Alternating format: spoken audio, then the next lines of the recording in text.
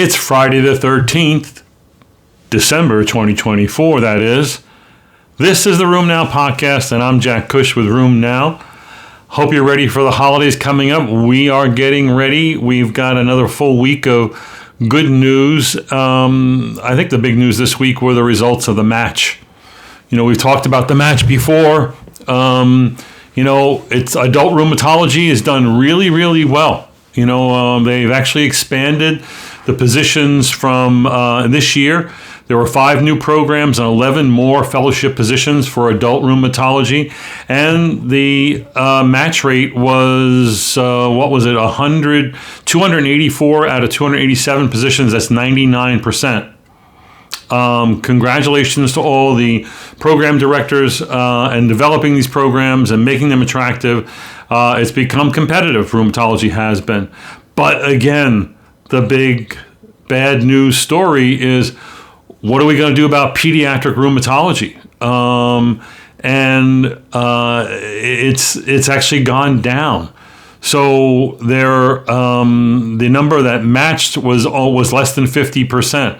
So there were 27 of 55 positions filled this year. That's 49%. In 2023, 21 of 38 programs and 32 of 52 programs. So 32 has gone down to 27 matched positions. There's a desperate need for more pediatric rheumatology. Pediatric rheumatology is wildly exciting. I mean, I must say, I got into rheumatology because of my love of pediatrics and medicine, and it was bridged by my learning about JIA and Still's disease. And then, throw on top of that all the other things that you manage, including juvenile dermatomyositis and juvenile lupus and juvenile PSA and those older onset males with AxSpA. I mean, it's an exciting area, and why more people are not going into it, I don't know. But it behooves us as a discipline to promote this as a career, to lean on our societies and our program directors to make these more attractive. We've got to turn this around because this is a large, large unmet need in medicine. 2 reports this week about diseases we don't see much of in the United States, but mainly in the tropics and in Southeast Asia: chikungunya and dengue fever. When I was in medical school in Grenada, a number of my classmates had dengue fever, and a mosquito-borne illness that has had a resurgence in its frequency, especially during 2024. 13 million new cases reported by the CDC, most of that in the Americas. In the last 14 years, 15,000 cases were hospitalized. But the fatality rate has not changed, and that's a good news thing. Most of these are the DNV3 strains that had a recent outbreak in Puerto Rico. Chikungunya also is marching on, becoming a global health problem that in the last 10 years, it's disabled millions of people and has amassed over $50 billion in healthcare costs and disability-related costs in 110 countries. This was covered in BMC Global Health. I don't know about you, but I've seen 2 cases of chikungunya in the last 3 years. You have to be open to it and get a good history as to where the patients have been. One of mine was from the Caribbean, and the other one was from someone in India who had migrated to the United States. And they both ended up having a chronic RA appearance and positive serologies. So again, you need to be aware of this, especially if you're living in endemic areas. ILD is all the rage. The question is, what is the risk factor? We know it's an extra-articular manifestation of RA. It comes on with more severe disease. It comes on with seropositivity. Is it affected by the drugs we use? Is it affected by the amount of activity these patients have? So this is a cohort study that compared 139 incident RA-ILDs to 686 controls. They had to be followed for more than a year. And the risk factors for incident ILD were inflammation as measured by ESR and SED rate, which upped the odds either 86% or 55%. And what did not increase the odds was DAS, 28 scores, tender joint counts, and swollen joint counts. This is data from a very reliable registry, the Rabbit Registry, the German Biologics Register. They do fabulous research with their cohort analyses. I've been covering this the last few years at ACR and EULAR. We're coming across more reports where patients who were treated more aggressively were also less likely to get disease. Is that because they're lowering the inflammation that's driving this, or what? Again, I think more research is needed in this area because I think we have to have a really strong preventative strategy. It's good news that we have drugs that work and that are FDA approved, but at their best, they cause a plateau of ILD worsening. And that's a good thing, but it's probably a whole lot better to avoid this. More research is needed.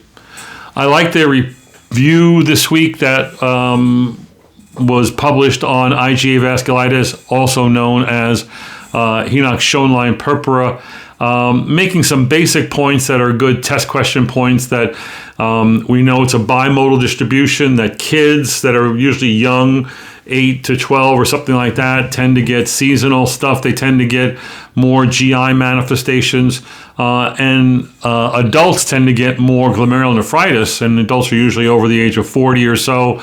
And this particular review was reviewing the treatments, especially for those with mild disease or with more severe disease. And they were emphatic in saying the first-line treatment was steroids. I don't know if that's really true. First-line treatment is observation and treating underlying infection and whatnot. Steroids in its role, maybe reserved for more severe cases. Colchicine, dapsone, methotrexate can be used in minor disease, and this review said cyclosporin, tacrolimus, mycophenolate can be used in steroid sparing. I do think that this is a highly contested area, that chapters I've written in the past said that there's no clear winner when it comes to treatment here, especially in patients with glomerulonephritis. But again, you got to use something. And I'm pointing out a review that you may want to refer to. A failed trial. We don't often talk about failed trials. This was a trial that occurred post-COVID, which means that its enrollment was cut short. This was an anti-IL-23 guselkumab being used in patients with lupus, looking at proteinuria as an outcome. At week 24, the primary endpoint was met by 56% on placebo and only 36% on guselkumab, therefore suggesting maybe that doesn't work. Again, there's a biologic rationale here, but at least in this small trial, no signal to indicate that you might want to do this on your own. I'd be waiting for other trials, but I don't even know that we're going to see trials in this. You do know we have the trials with the IL-12/23 inhibitor that worked great in phase 2, but not so great in phase 3. JAMA had a review this week on peptic ulcer disease in the United States, affecting 1% of the population, with 54,000 people admitted annually for bleeding peptic ulcers. And the sad part is that as dangerous and as morbid, if not mortal, risk associated with that, the warnings are few. Less than 10% of these patients with peptic ulcer disease, especially bleeding, will present with upper abdominal pain and epigastric pain, etc.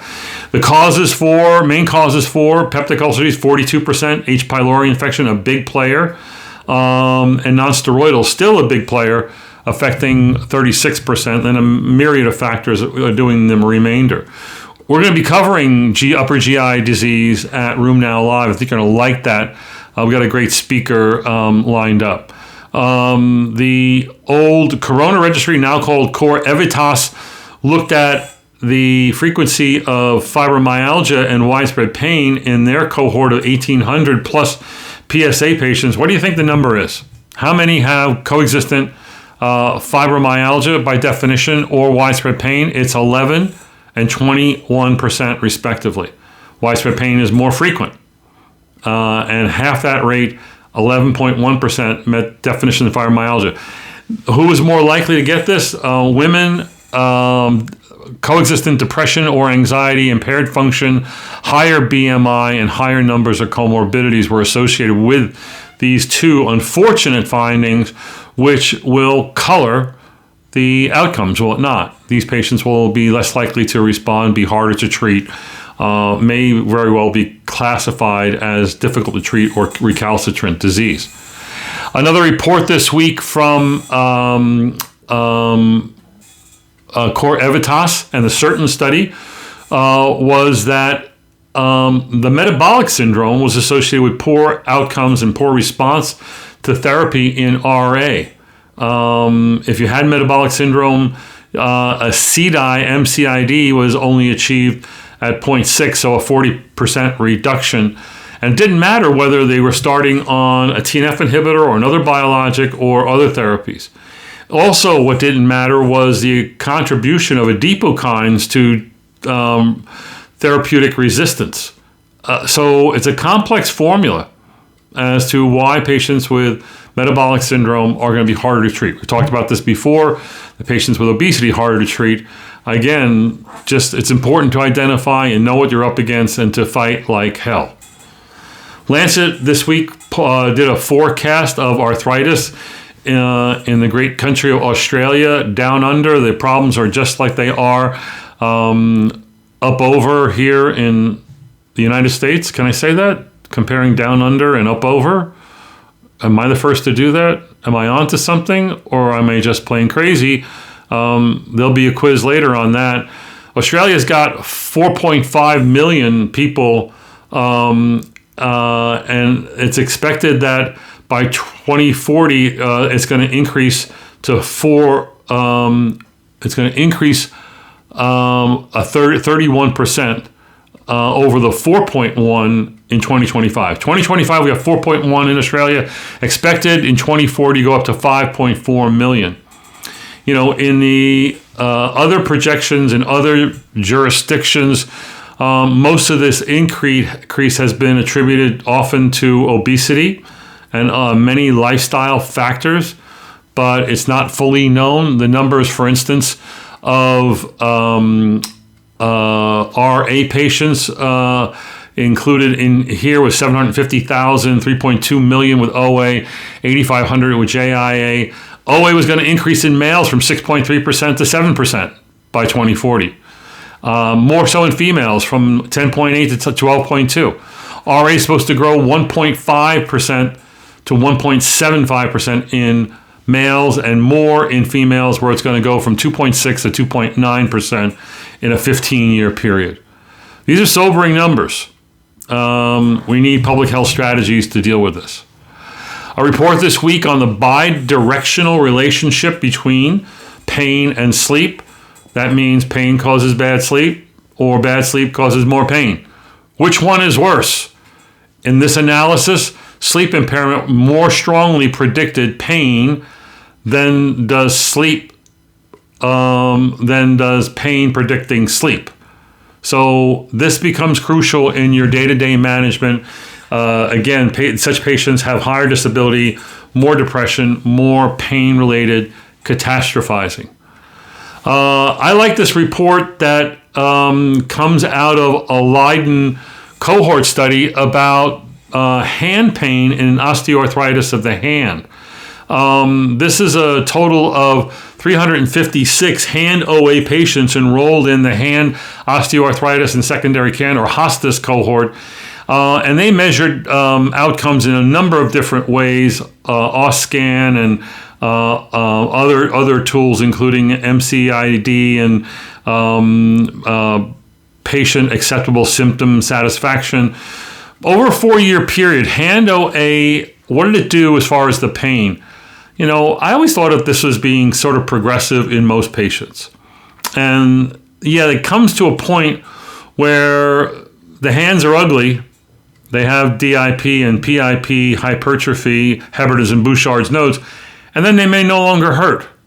In this 4-year period, 38% had improvement of their pain, 30% had their pain deteriorate and get worse, and 32% remained stable. So patients with disease of more than a year, only 30% really got worse. 2/3 either improved or remained stable. I find this really encouraging, and maybe a bit of hope that you can embark upon your patients when talking to them about what we're going to do about the pain while we're waiting for it to correct itself. Again, you can't correct the bony deformities, but you can hope that the pain will change. Pain worsening was associated with higher BMI, poor coping, poor illness comprehension. A report this week from a Spanish retrospective cohort of 872 GCA patients. This is called the Arteser registry, where patients are followed for at least 2 years. In this registry, over about half the patients were on background DMARDs that you use, either tocilizumab, methotrexate, or other immunosuppressants. And the sad part about this follow-up study, where patients were followed for 3 to 4 years, only 21% of patients successfully reached a sustained drug-free remission. Ooh, that's only 1 in 5. Followed for up to 4 years. Maybe we need to be more aggressive. Maybe we need to be using more steroid-sparing agents. Maybe we need to stop, lying to patients saying, 1 or 2 years on high-dose steroids and you'll go into remission. You've all said that. Many of you said that. I said that. And the data doesn't agree with that. In their first year of study, only at year 2, only 6.3% of patients were in sustained drug-free remission. By, again, years 4, it was over 20%, which is good. It got up as high as 25% in some.